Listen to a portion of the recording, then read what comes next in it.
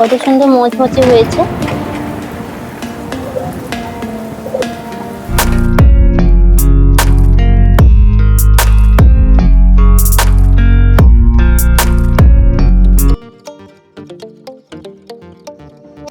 বন্ধুরা আজকে বানাবো বাঁধাকপি পকোড়া। আমি বাঁধাকপিটা কেটে পরিষ্কার করে ধুয়ে নিয়েছি আর হাফ চামচ লবণ মাখিয়ে 5 মিনিটের জন্য রেখেছিলাম। এখন আমি জল থেকে ছেঁকে নিচ্ছি এইভাবে।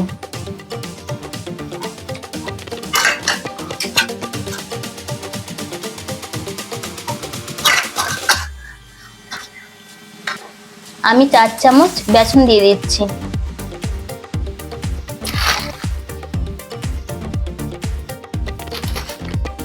এরই পাশাপাশি 3 চামচ চাল গুঁড়ি দিয়ে দিচ্ছি। মাঝারি মাপে একটা পেঁয়াজ আমি কুচিয়ে নিয়েছি, এবার দিয়ে দিচ্ছি।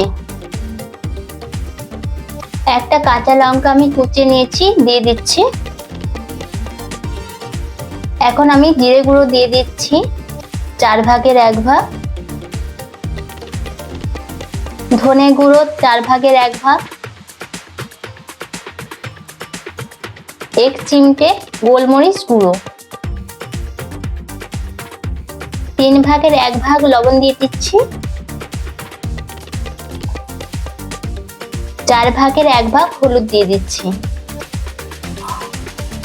সামান্য খাবার সোডা দিয়ে দিচ্ছি। এখন পরিমাণ মতন জল দিয়ে আমি মাখিয়ে নিচ্ছি।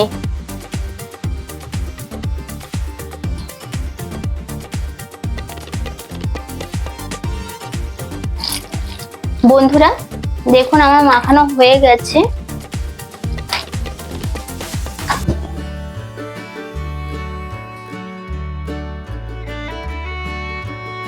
ধরে গেছে বন্ধুরা, আমি কড়াই বসিয়ে দিচ্ছি। কড়াই গরম হয়ে গেছে, সাদা তেল দিয়ে দিচ্ছি। তেল গরম হয়ে গেছে বন্ধুরা, এবার পকোড়ি বানিয়ে নেব।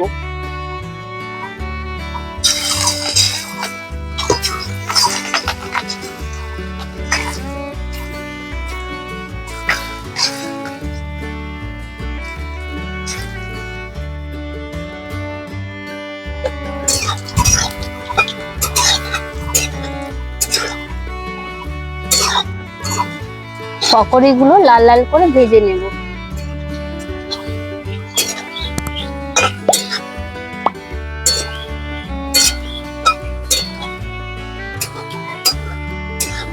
বন্ধুরা পকোড়িগুলো ভাজা হয়ে গেছে, এবার তুলে নেব।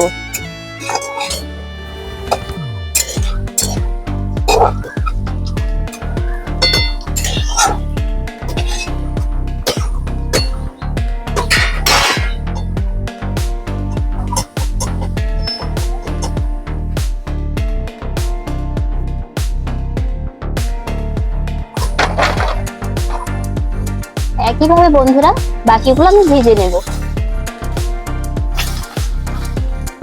বন্ধুরা আমার সব পকোড়িগুলো ভাজা হয়ে গেছে। দেখুন বন্ধুরা কত সুন্দর মচমচে হয়েছে। চা মুড়ির সঙ্গে খেতে খুব ভালো লাগবে বন্ধুরা। এইভাবে বন্ধুরা বানিয়ে কমেন্ট করে জানাবেন খেতে কেমন হয়েছে। তো আজকের মতন টাটা বন্ধুরা, দেখা হচ্ছে পরের ভিডিওতে। ভালো থাকবেন, ধন্যবাদ বন্ধুরা।